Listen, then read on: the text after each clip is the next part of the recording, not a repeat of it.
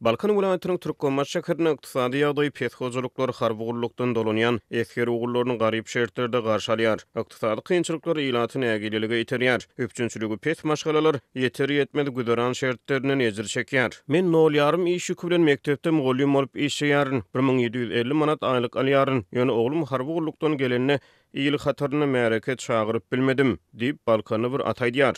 Hadatlyk radiosynyň habarçysy şäheriň bir etrapçasyna goňşuçulukda ýaşaýan birnäçe hojalygyň eser ugullaryny hor homty şertlerde garşy alanyny habar berýär. Türkmenistan ýylat arasyna ýoň bolan häzirki zaman däplerine laýyklykda udak ýoldan, haýraçylykdan ýa-da goşun ugullugynyň dolanýan adamlaryň şanyny olaryň howsarlary we dogun garyndaşlary tarapyndan taçak ýadylyp sadaka märeke berilýär. Ýöne ýurtda dowam edýän agyr ykdysady şertler ýylatyň edim gylymy, däp desturlaryny berja etmegine päsgelçilik berýär. Döwletiň öňündäki mejburi harbugurluk borcuny ýerine ýetiren ýaşy ýigitler goşun ugullugynyň dolanyp dogun garyndaşlarynyň agyr güderan şertlerine şaýat bolýar. Bir maşgala mehelle çagyryp sadaka Hudaý ýoly bermek üçin adından 5000 manat çykdy jedilýändigini, ykdysady ýagdaý peshojalyklaryň şeýle däpleri berjaý etmäge gurubunyň çatmaýanlygyny aýdýar. Türkmenistanda şu günler eskerleri harbugurlukdan boşaltmak we gurlugy çagyrylyş mösümi dowam edýär. $30 pensiya, $55 aýlyk bilen nädip harby gullugy tamamlan ogluňa sadaka berip bolýar.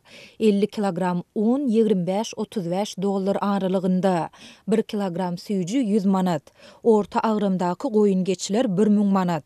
Diýip ene atalar aýdýar. Türkmenistanyň maliýe ykdysady kynçylyklar dowam edýär. Bazarlarda bahalar ilatyň gapçygyny agram talýar. Büdjet işgärleriniň aýlyk girdijileri köplenç bazar sebedine gabat gelmeýär. Bu ýagdaý ykdysady ýagdaý peshojalyklary döwlet dukanlarynyň ýeňillikli adyk paýlaryna mätäç goýýar. Adamlar döwlet işinde işläp özleriniň märeke berip bilmeýändiklerini, güzeran şertleriniň agyrlaşmagyna nägilelik bildirýärler. Bu ýurtda adamyň mertebesi depelenýär.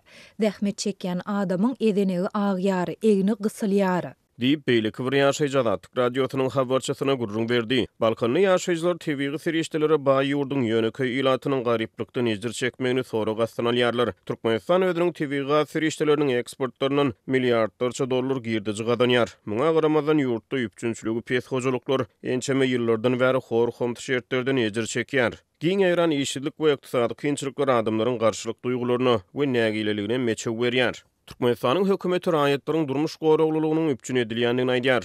Ýöne köp sanly büdjet işgärleri, maýyplar, pensionerler we işçi raýatlar gaty garyp ýaşaýar diýip Balkany ýaşaýjy aýdýar. Türkmenistanyň döwlet ýetirine köpçülikleriniň habar berişleri işleri ýurtda dowam edýän agyr ykdysady şertler barada habar bermeýär. Lebap vilayetinde dizel ýanyjynyň gyçylygy gaýtadan güýçlenýär. Şu günler vilayetyň ýanygy çuýan beketleriniň diňe bir näçesinde dizel satylýar. Yerli sürüjüler bu beketlerde nowbata durýan ulaglaryň sanynyň aşa köpdigini belläp, olardan ýanyç almagyň bir sagada, käte ondan hem köp wagta çekip bilýändigini aýdýarlar. Bu ýagdaýlar barada Azatlyk radiosynyň habarçysy 20 noýambrda sebitden maglumat berdi. Häzir welaýatyň diňe 2 ýanygyç beketine dizel ýanygyjy satylýar. Olaryň biri Farap gümrük nokodunyny geçip Türkmenabada gaýdýan ýoluň ugruny, beýlekisi Mary Türkmenabad ýolunyň ugruny ýerleşýär. Dip ýagdaýlardan habarly yeňil awtolog eýesi anonim şertde habarçymyda gurrun berdi. Welaýatyň beýleki ýanygy çuýan beketlerinde dizel ýanygyjy tapdyrmaýar. Yerli sürüjüler gurrun edilýän 2 beketde de ulaglaryna dizel goýmak mümkinçiliginiň tas ýokdugyny aýdýarlar. Bu beket üstaşyr ýük ulaglarynyň geçýän ugrunda ýerleşýär. Bu ulaglar bir-biriniň izinden iýdigderli nowbata durýarlar. Olaryň sany onlarça bolup bu ulaglaryň arasyna girmek mümkin däl. Olaryň nowbaty juda uzağa çekýär. Olaryň iýdinde nowbata durup dizel goýdurjak bolsaň, azyndan 1 sagat belki ondan hem köp wagt garaşmaly bolýar diýip Lewaply sürüji aýtdy. Yerli häkimetler welaýatyň ýanygy çuýan beketlerinde dizel üpçünçüliginiň yaramazlaşmagy barada hiç şeýle düşündürüş ýa maglumat bermeýärler. Azatlyk bu barada Türkmennewit önümleri baş müdirliginden kommentari hem alyp bilmedi. Ýöne yerli ýanygy çuýan beketleriň bir näçe işgäri häzir sebitde dizel gyçylygynyň güýçlenýändigini, şol sebäpli bar bolan ýanygyjyň öňürtülik bilen daşary ýurt ýük ulaglarynyň geçýän ýolunyň ugrundaky beketlere goý berilýändigini aýdýar. Olar birden dizel tapmasalar şähere giräýmesinler diýip üstsaşry ýüklowlarynyň geçýän ýolunyň urunaky beketleri dizel goýberilýär. Ýöne häzir daşary ýurt ýüklowlarynyň sürüjüleri hem bu dizel ýanygyjynyň diňe 300 litr satyn alyp bilýärler. Dip ýagdaýlardan habarly çeşmämiz aýtdy. Energiýa serişdelerine baý Türkmenistanda dizel ýanygyjynyň gyçylygy soňky 3 aýa golay wagt bäri dowam edýär. Bu gyçylyk esasanam ýurduň nebiti gaýtadan işleýän iri kärhanalarynyň ýerleşýän sewitlerinde, Lewapda we Balkanda hasta güýçlendi.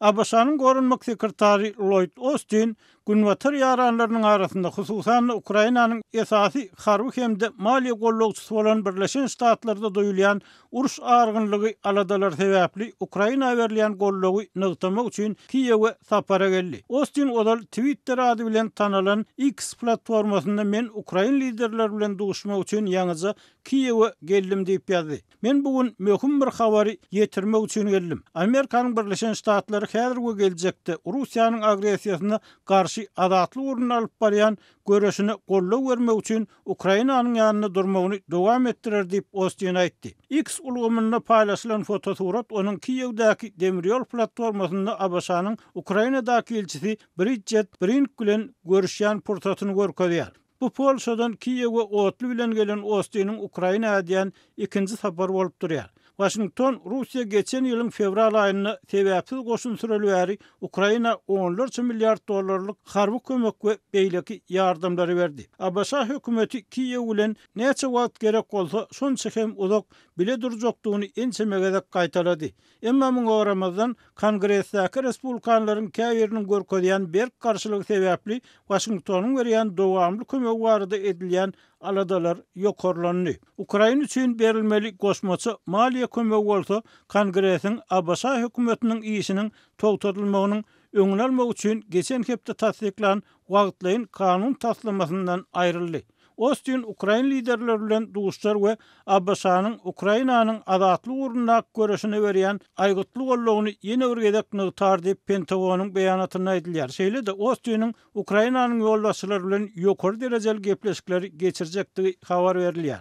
Ara alyp maslahatlaşmalar Abaşa bilen Ukrainanyň arasyndaky strategik hyzmatdaşlygy mundan beýlekde ösdürmäge, Ukrainanyň ýaragly güýçleriniň gyş üçin we öz ýurtlaryny geljekdäki Rus howplarynyň gorap bilmekler üçin gerek bolan zerurlyklaryny üpçün etmäge gönükdirler diýip Pentagon aýtdy. Şeýle de ol, ýagny Austin Birleşen Ştatlaryň Ukrainany özüni Rus agresiýasynyň goramak üçin zerur bolan howpsuzlyk kömegi bilen dowamly üpçün etmek wagtyndaky ıgrarlygyny nygtar we Ukrainanyň geljekdäki goşunlarynyň uzak möhletleýän durum barada pikir alşar diýip beýanatda aýdylýar. Austin'in Kiýewe diýen sapary Ukrainanyň gorunmak aragatnyşyk toparynyň şu hepdäniň aýagyna geçiriljek duguşçygynyň öň ýanyna uraldy. Ukraina gorugçylarynyň Russiýa garşy alyp barýan söwgeşini Kiýewe gollaw berýän 50 töwerek ýurtdan durýan topar Ramstein forum diýilip hem atlandyrylýar.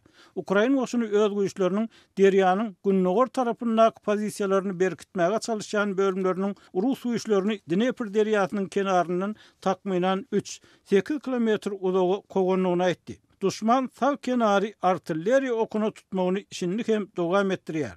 Biziň entek etmeli işimiz köp diýip harbylaryň metbuat sekretary Natalya Humenyuk 19 noýabrda döwlet telewizionyny eden çykyşynda aýtdy. Şeýle de öz hasaplamalarına sarylanyp Humenyuk Rus goşunynyň 10 miňlerçe eskeriniň Ukraina ilerlemesine garşy durýanlygyny öňe sürdi.